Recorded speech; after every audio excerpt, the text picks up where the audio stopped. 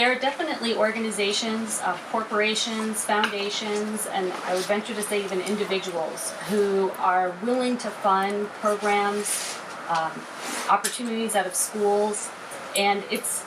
often the goal is to connect youth to the outdoors, and there's energy and there's funding available when that youth population is representing underserved or underrepresented population, the folks that aren't in the magazines. So yes, there are opportunities. Is there more programming in need than money? Absolutely.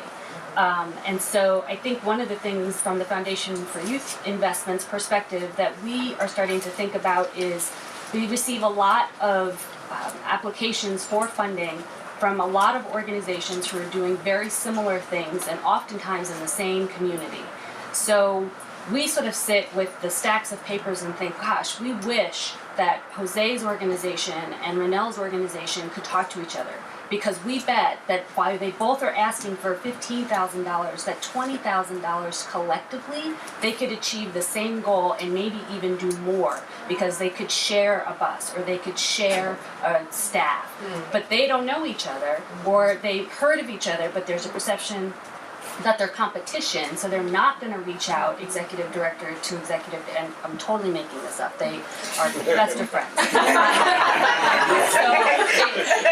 But I think that is also part of the challenge, and as we think about our role and the role that we could play in convening and beginning to have these conversations, so that we could take the few dollars that are available and help stretch them further, or even we actually fund something called the Transportation Fund, because we've heard over and over and over again that that is one of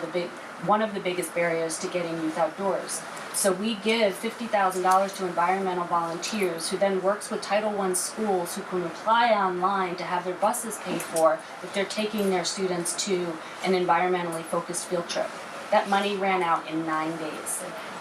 and they had a waiting list for another $50,000 worth of buses that teachers and principals